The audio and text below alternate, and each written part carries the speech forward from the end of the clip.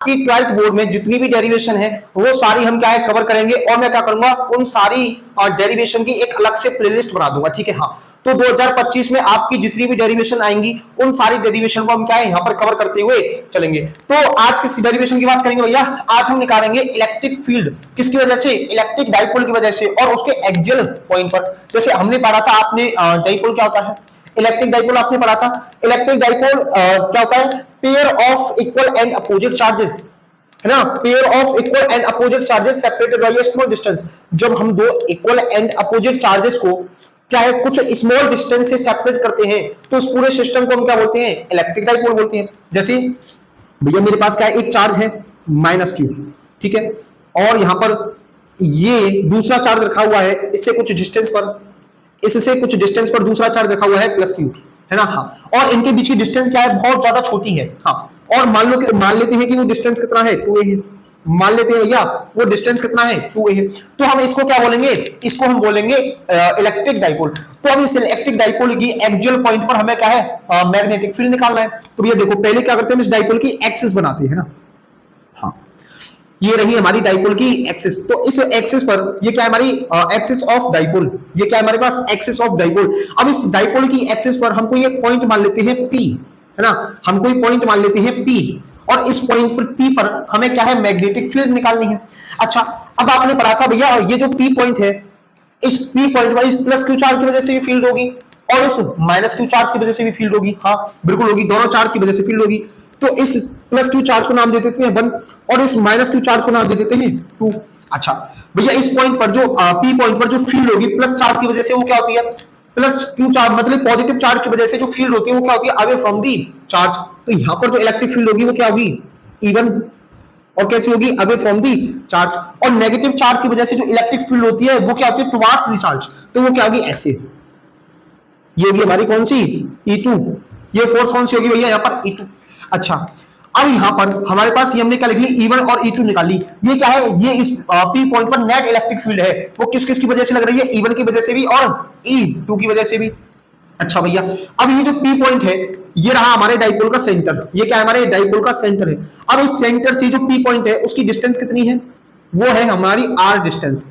मतलब इस सेंटर से जो P पॉइंट की दूरी है वो कितनी है? R। सेंटर से P पॉइंट की दूरी कितनी मानी है? हमने R मानी है। अच्छा, अब इस P पॉइंट से +q चार्ज की डिस्टेंस कितनी होगी? इस R में से किसको घटा दो? A को घटा दो। ये देखो यहाँ पर ये A होगी।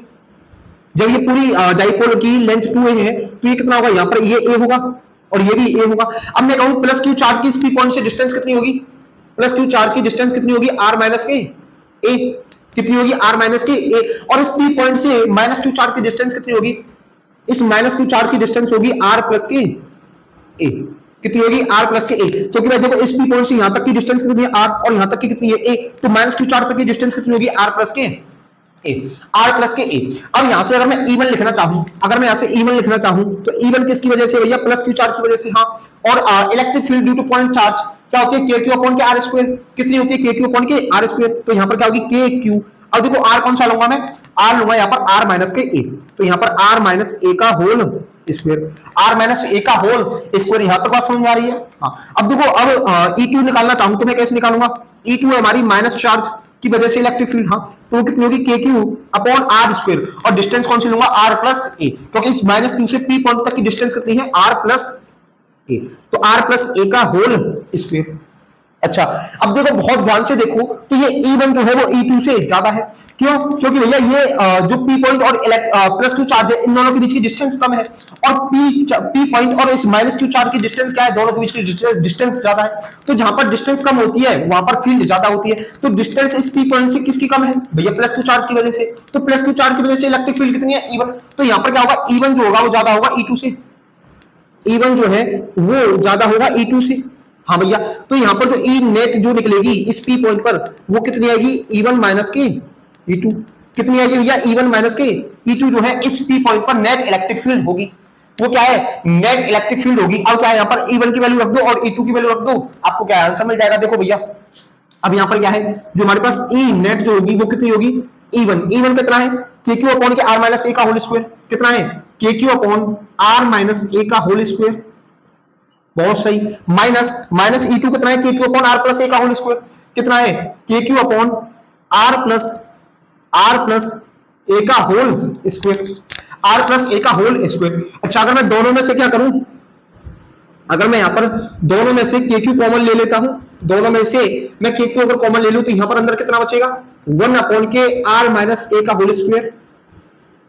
सही है, हाँ अंदर कितना बचेगा, और यहां से मैंने के क्यू कॉमन लिया तो यहां पर बचेगा 1 प्लस आर प्लस ए का होल स्क्वायर।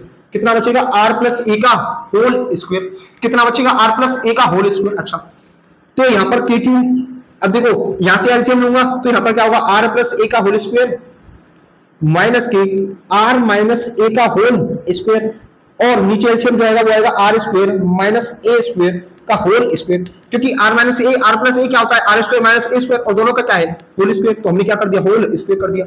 अब यहां पर हम क्या करेंगे भैया, अगला स्टेप जो होगा हमारा, अगला स्टेप जो होगा वो होगा, ये क्या रहा हमारा ई नेट, ये क्या रहा हमारा ई नेट। अच्छा तो जो यहां पर जो ई नेट आएगा वो कितना आएगा भैया, के क्यू, के क्यू। अब इसी को सॉल्व कीजिए, देखो आर प्लस ए का होल स्क्वायर कितना होता है, R square plus A square plus 2a R. अच्छा और ये कितना होगा, माइनस के R square plus A square minus के 2a आर, माइनस के 2a आर अपॉन कितना है, आर स्क्वायर माइनस के ए स्क्वायर का whole square, R square minus A square का होल स्क्वायर। अब देखो जब मैं इस ब्रैकेट को खोलूंगा तो यहां पर क्या आएगा, आर माइनस का आर स्क्वायर, और यहां पर भी क्या होगा, क्योंकि माइनस से मल्टीप्लाई हो जाएगा अंदर, तो माइनस का ए स्क्वायर प्लस के 2a आर। देखो यहां पर क्या है, मैं माइनस से मल्टीप्लाई करूंगा तो क्या होगा, माइनस आर स्क्वायर माइनस के A square plus 2a are. तो यहां पर ए स्क्वायर से ए स्क्वायर कैंसिल, आर स्क्वायर से ये आर स्क्वायर कैंसिल। तो यहां पर जो इलेक्ट्रिक फील्ड आएगी वो किस पॉइंट पर आएगी, एक्सियल पॉइंट पर। वो कितनी आएगी भैया, के Q upon 2ar plus 2ar कितना होगा, K Q into 4ar upon के R square minus A square, R square minus A square. ये क्या है हमारे पास, ये एक्सियल पॉइंट पर जो इलेक्ट्रिक फील्ड निकल के आएगी वो है हमारी ये कितनी आएगी, ये। अच्छा और उसको मैं और सिंपलीफाई करके लिखना चाहूं तो किस तरह लिख सकता हूं, ये देखो के क्यू को, अब मैं 4ar को कैसे लिख सकता हूं, 2a into 2r, 2a into 2r और R square minus A square का whole square, R square minus A square का होल स्क्वायर। यहां तक बात समझ में आ रही है, यहां तक बात समझ में आ रही है, तो इसको नोट कीजिए पहले। अच्छा अब आपने क्या पढ़ा है, q इंटू 2a, देखो भैया 2a, a क्या है यहाँ पर, 2a है लेंथ ऑफ डाइपोल, 2a क्या है, लेंथ ऑफ डाइपोल। तो q into 2a, q into 2a क्या होता था, डाइपोल मोमेंट, हाँ जिसको हम डिनोट करते हैं किससे, p से, जिसको हम किससे डिनोट करते हैं, p से। तो e एक्सियल कितना निकलेगा भैया से, e एक्सियल वो आएगा कितना, कितना आएगा भैया ये 2kp r अपॉन के आर स्क्वायर माइनस के ए स्क्वायर का होल स्क्वायर। कितना निकल के आएगा भैया, जो एक्सियल पॉइंट पर जो इलेक्ट्रिक फील्ड निकलेगा वो आएगा ये 2kpr अपॉन के R square minus A square का होल स्क्वायर। कितना आएगा, 2kpr अपॉन के R square minus A square का होल स्क्वायर। अच्छा अब देखो अगर मैं बात करूं यहां पर, पहले इसको नोट कीजिए भैया, यहां पर नोट करेंगे इसको, पहले कर लिया, ठीक है रब कर दूं इसको, चलो। अब देखो हमने एक्सियल पॉइंट पर जो इलेक्ट्रिक फील्ड निकाला, एक्सियल पॉइंट पर जो हमने इलेक्ट्रिक फील्ड निकाला वो कितना आया है, 2kpr अपॉन के R square plus A square का whole square, sorry R square minus A square का होल स्क्वायर। अच्छा अब मान लो, अगर मान लो कि मेरे पास क्या है, शॉर्ट डाइपोल है, अगर मेरे पास क्या है, अब शॉर्ट डाइपोल है, क्या है मेरे पास, short dipole, short dipole, short dipole है, तो मेरे पास ये क्या होगा, ये जो आर है, ये जो आर है भैया ये बहुत ज्यादा बड़ा होगा 2a से, हाँ आर जो है बहुत ज्यादा बड़ा होगा 2a से, हाँ तो यहाँ पर जो a है इसको मैंने मतलब देखो यहाँ पर आर जो है वो बहुत ज्यादा बड़ा होगा किससे, a से, सिंपली ऐसा समझो, जो आर है वो 2a से बहुत ज्यादा बड़ा है, मतलब जब 2a से ज्यादा बड़ा है तो a से तो ज्यादा बड़ा ही होगा भैया, तो क्या है, a से तो बड़ा ही होगा भैया। अब देखो जब यहाँ पर r बहुत ज्यादा बड़ा है a से, तो यहाँ पर a को क्या है, नेग्लिजिबल मान के चलते हैं, a को क्या है, नेग्लिजिबल मानकर चलते हैं। तो यहाँ पर जो a एक्सियल पॉइंट पर जो इलेक्ट्रिक फील्ड आएगी वो कितनी आएगी, 2kpr अपॉन के आर स्क्वायर का होल स्क्वायर। तो यहाँ पर कितनी इलेक्ट्रिक फील्ड आएगी भैया, वो आएगी 2kpr अपॉन के r की पावर 4।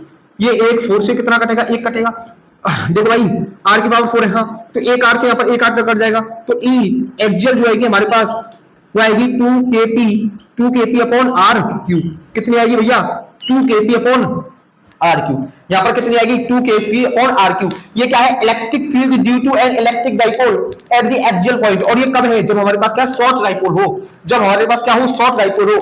तो शॉर्ट डाइपोल की वजह से जो इलेक्ट्रिक फील्ड आ रही है एक्सियल पॉइंट पर, वो क्या है, इनवर्सली प्रोपोर्शनल है किसके भैया, आर क्यू के, इनवर्सली प्रोपोर्शनल है आर क्यू के।